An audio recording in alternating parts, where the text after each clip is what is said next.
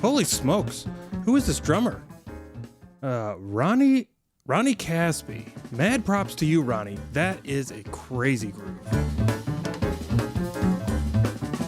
And while we're looking this up, the bass player is Sam Smith. No, not that Sam Smith. This guy can actually play the bass. Boom. Roasted.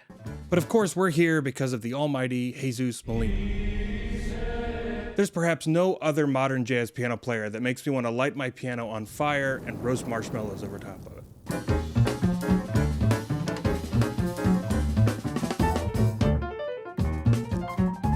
This is A Night in Tunisia, originally made famous by Jesus Molina.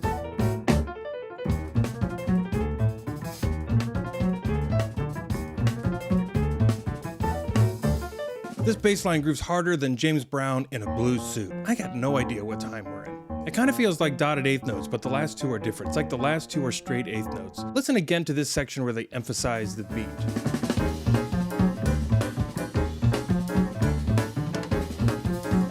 I feel both measures subdivided in three, but it's just like they rob a little bit of time off the last one. 1, 2, 3, 1, 2, 3, 1, 2, 3, 1, 2, 3, 1.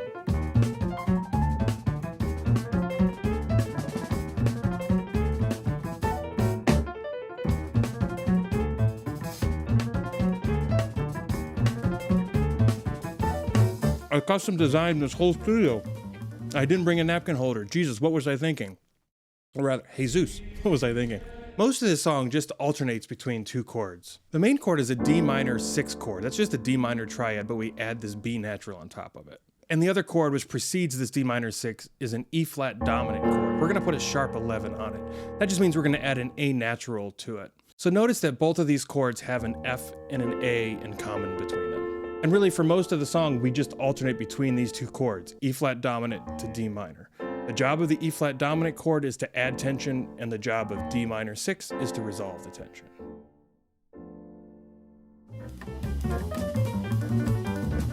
We briefly move away from alternating these two chords into kind of a B section. We've moved up a half step into E minor, and we just played a couple 2/5s, and then we come right back.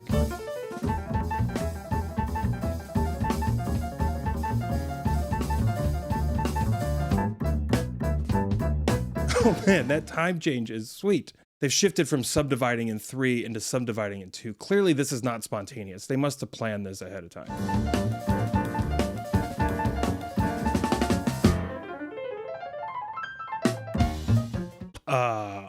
Okay. What is this? 2 hours later. All right, I think I figured this thing out. It's kind of alternating between an A minor and a D minor. And then he repeats it up another octave and then up another octave. And he throws an enclosure in between each of them to kind of tie the whole thing together.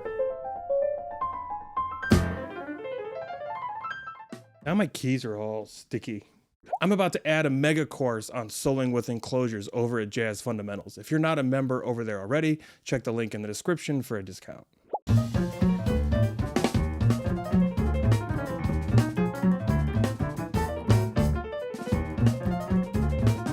This is pure madness.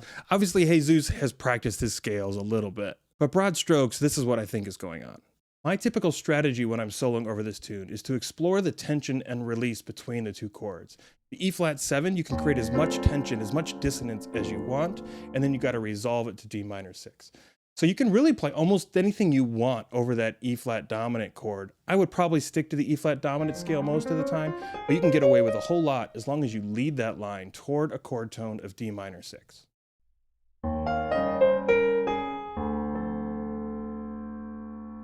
You really can't get too dissonant here as long as you bring things back home. As we said earlier, both of these chords have an F and an A in them, so you can kind of anchor yourself around those two notes. Then you can look for places where you can create tension and resolve them. For example, you could explore the movement of the B flat from the E flat dominant chord down to the A of the D minor chord.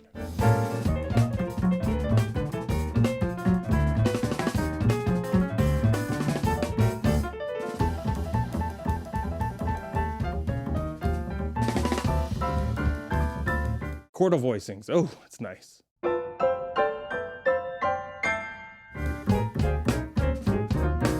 I think he's just making up his own arpeggios at this point.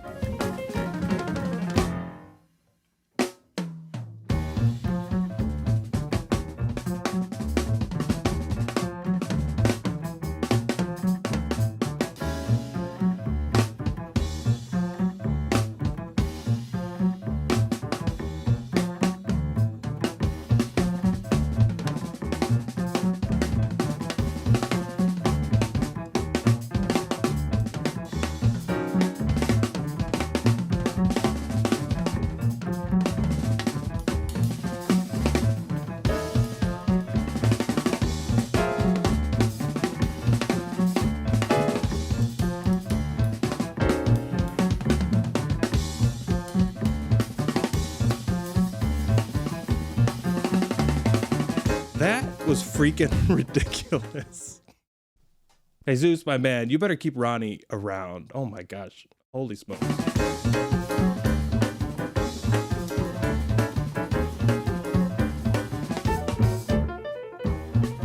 All right, back to the head now.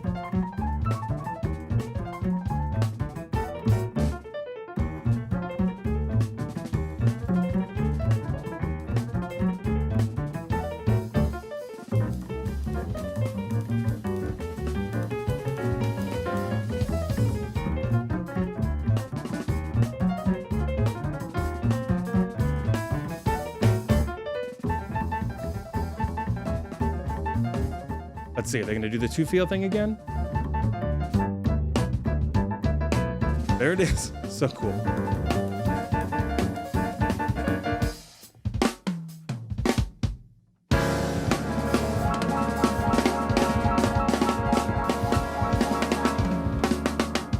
That's it. I quit.